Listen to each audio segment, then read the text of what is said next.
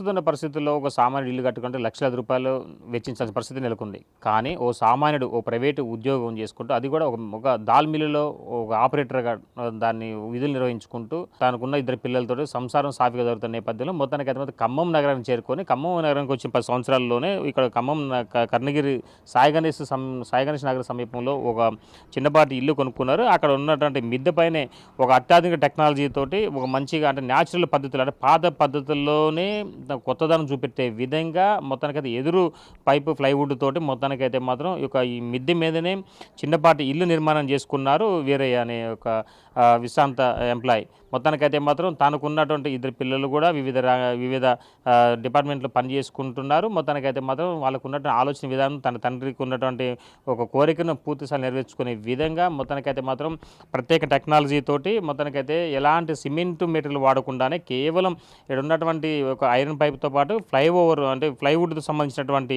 ఒక ఎదురు పైపులకు సంబంధించిన బోర్డు తోటి మొత్తానికైతే ఒక సింగిల్ బెడ్రూమ్, ఒక హాలు, ఒక కిచెన్ నెలకొల్పుకునే విధంగా ఈ ఇద్దరు జీవితం కొనసాగిస్తున్న నేపథ్యం ఉంది. మొత్తానికైతే తమకు ఇష్టమైన ఇంటి నిర్మాణంలో మాత్రం ఎలాంటి ఇబ్బంది లేదు కానీ వాస్తు ప్రకారం కూడా దీన్ని నిర్మాణం చేసుకున్నారు. మరోవైపున మిద్దె పైనే తమకు కావాల్సిన కూరగాయలను కూడా పండించుకుంటూ ఆరోగ్యకరమైన రోజు వంటకాలు వాళ్ళు సేవిస్తున్న పద్ధతి ఉంది. మొత్తానికైతే మాత్రం ఇటీవల కాలంలో ఈ ఇంటి నిర్మాణం చేసిన తర్వాత సమీపంలో ఉన్నటువంటి ప్రజలు కావచ్చు మరి కొంతమంది కూడా ఈ ఇంటి నిర్మాణం చూసేందుకు కూడా చాలా ఆసక్తి కనబరుస్తున్నారు. మరోవైపున కరెంటుకు ఇలాంటి ఇబ్బంది లేకుండా ఉండే విధంగా ఇంటి రూఫ్ పైనే సోలార్ ప్లేట్లు ఏర్పాటు చేసుకొని నిరంతరం వాటి నుంచే విద్యుత్ సౌలభ్యం పొందుతున్న నేపథ్యం ఉంది.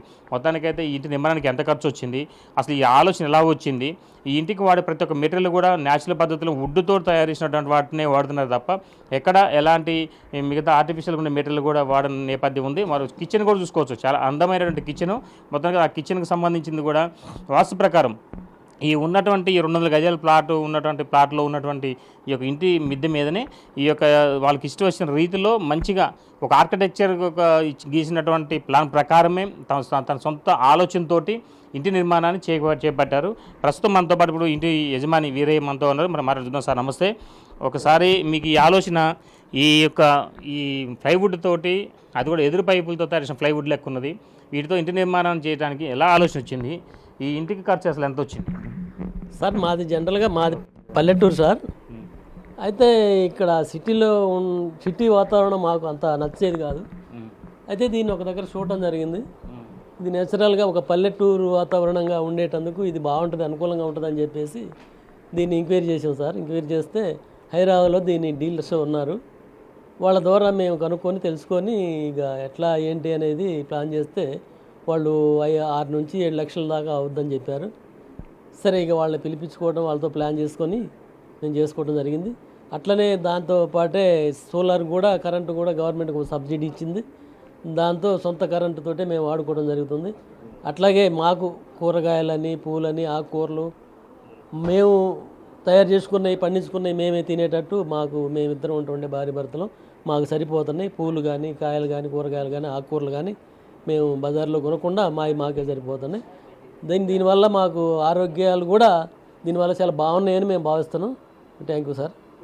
అమ్మ మీరు చెప్పండి, ఇక కొత్త ఆలోచనతోటి అంటే ఒక విధానం ఎక్కడ లేని విధంగా ఈ ఖమ్మం మార్కెట్లో కూడా చాలా వరకు ఇలాంటి ఇంటి నిర్మాణానికి సంబంధించిన కావచ్చు, మిద్దె మీద కూరగాయలు కావచ్చు, ఒక గృహిణిగా మీకు ఎలా అనిపిస్తుంది ఇవన్నీ చేస్తూ ఉంటే? మీ సార్ చేస్తాను కానీ మీ పిల్లగాళ్ళకు మీకు సహకారం ఎక్కడ చూసినా సరే ఎదురు పైపులతో నిర్మాణం చేసినటువంటి ఈ కుర్చీలు కావచ్చు, అదేవిధంగా మీరు వాడే ప్రతి దాంట్లో కూడా ఒక పద్ధతి ప్రకారం పాతకాలం పద్ధతి, అప్పట్లో అవసరాలంటే టెక్నాలజీ లేక ఏదో ఒక కర్రలను పేడులను తీసుకొని కుర్చీ లెక్క స్టూల్ తయారు చేసుకున్న నేపథ్యం ఉండేది. కానీ ఇప్పుడు మీరు అదే పద్ధతుల్లో ఇట్లా వాడుతూ ఉన్నారు, ఎలా అనిపిస్తుంది మీకు? చాలా మంచిగా అనిపిస్తుంది సార్. మా కూరగాయలు మాకే సరిపోతాయి, పండ్లు కాస్తాయి, పండ్లు మాకే సరిపోతాయి, కూరగాయలు మంచిగానే సరిపోతాయి. ఇంకా మాకు ఆరోగ్యంగా ఉంది ఇక్కడ. అమ్మ ఇంతవరకు మీకు ఈ ఇంటి కూరగాయలు వాడుకుంటున్నారు కదా ఇన్ని సంవత్సరాల నుంచి, ఎన్ని సంవత్సరాలు అయితే మీకు ఇది కట్టి సుమారు మీరు ఎన్ని సంవత్సరాల నుంచి ఇంటి కూరగాయలు వాడుకుంటున్నారు? మీకు అసలు ఎలాంటి ఖర్చు లేదు కదా? ఇక సార్ మేము ఇల్లు కట్టి ఒక 3 సంవత్సరాలు అయింది. అప్పటి నుంచి కూడా మేము కూరగాయలు వాడుకుంటున్నాం. ఆకుకూరలు కానీ, కూరగాయలు కానీ, పూలు, ఆరోగ్యం బాగా దాని వల్ల మాకు కూడా హెల్త్ బాగా ఆరోగ్యంగా ఉన్నాం, చాలా మంచిగా హెల్తీగా ఉందని మేము భావిస్తున్నాం. సో మొత్తం చూసుకోవచ్చు సేంద్రియ పద్ధతుల విధానంతో మొత్తానికైతే పంటలు మంచిగా ఆ కూరగాయలు తమకు నిత్యావసర వస్తువులు పండించుకుంటున్నారు. అంటే కూరగాయల విషయంలో పోతే మరోవైపు చూసుకోవచ్చు న్యాచురల్గా ఫ్రూట్స్ ఎక్కడ వాటికి ఎలాంటి ఎరువులు వేసి మనకి కేవలం న్యాచురల్ పద్ధతిలో ఉన్నటువంటి ఆకులు వాళ్ళకి ఉన్నటువంటి వరి కంపోస్ట్ తోటి ఈ న్యాచురల్ పద్ధతిలోని ఈ యొక్క ఇంటి నిర్మాణంతో ఉన్నటువంటి ఇంటి పైన ఉన్నటువంటి చెట్లు ఆకులతోటే ఎరువులు తయారు చేసుకొని ఉన్న మొక్కలకు వాటిని ఎరువులుగా ఇస్తున్నారు.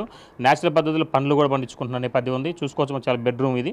ఈ బెడ్రూమ్లో కూడా వాళ్ళకి ఇష్టం వచ్చిన రీతిలో చాలా వరకు డిజైన్ చేసుకుంటూ అంటే ఒక సివిల్ వర్క్కి సంబంధించి సివిల్ డిజైన్ ప్రకారం ఎలాగైతే ఉంటుందో అదే పద్ధతుల్లో మంచిగా అందంగా నీట్గా తయారు చేసుకొని ఎక్కడా ఎలాంటిది ఇబ్బంది లేకుండా అంటే దేనికి కూడా తీసిపోని విధంగా మంచిగా డిజైన్ చేసుకుంటూ నిర్మాణం చేయించుకున్నారు. అయితే వాస్తవానికి ఇది ఎండాకాలం అయినా కావచ్చు, శీతాకాలం అయినా కావచ్చు, వర్షాకాలం అయినా సరే ఎలాంటి ఇబ్బంది లేకుండా ఉండే విధంగా ఇక కంపెనీ వాళ్ళు ఇచ్చిన సహకారంతో మొత్తానికైతే నిర్మాణం చేపట్టారు. మొత్తం ఒక గది వచ్చేసి ఎంత లేదు సరే 15/12 అబోవ్ ఉంది. అయితే దీనికి ఇక డబుల్ బెడ్రూమ్ సింగిల్ బెడ్రూమ్కి సంబంధించి ఇద్దరే కాబట్టి ఉంటాం. ఎవరైనా గెస్ట్ వచ్చినా సరే లివింగ్ రూమ్తో సహా మొత్తానికి అయితే ఏర్పాటు చేసుకునే నేపథ్యం ఉంది. మరోవైపు న్యాచురల్ పద్ధతిలో పండించినటువంటి యొక్క పంటల కూరగాయలతో పాటు ఫ్రూట్స్ చాలా వరకు కూడా చాలా వాళ్ళు ఉన్నటువంటి వాటిని బయట నుంచి కొనుక్కోకుండా ఉండే విధంగా వీటి పండిన పంటలతోటే వాటిని వినియోగించుకుంటున్న నేపథ్యం అయితే ఉన్నది. ఏదేమైనా సరే ఇలాంటి ఆర్టిఫిషియల్ ఇల్లు నిర్మాణానికి సంబంధించి ఈ యొక్క వేరేగా దంపతులు చేసినటువంటి ఈ ప్లాన్ ప్రకారం చూసుకుంటే చాలా వరకు చుట్టుపక్కల పరిసరాలు కూడా ప్రజలు కూడా సంతోషం వ్యక్తం చేస్తున్న నేపథ్యం ఉంది. ఒక సామాన్య ఇల్లు కట్టాలని సుమారు కనీసం 30 లక్షల నుంచి ఇంకా అదనంగా అయ్యే ఖర్చు ఉండేది. కానీ ఈ కేవలం 6 లక్షల లోపే ఈ యొక్క ఇంటి నిర్మాణాన్ని ఆర్టిఫిషియల్ ఇల్లు నిర్మాణం చేసుకున్నారు. ఇది కొంత తాజా పరిస్థితి. సంపత్తో భాస్కర్, బిగ్ టీవీ, ఖమ్మం.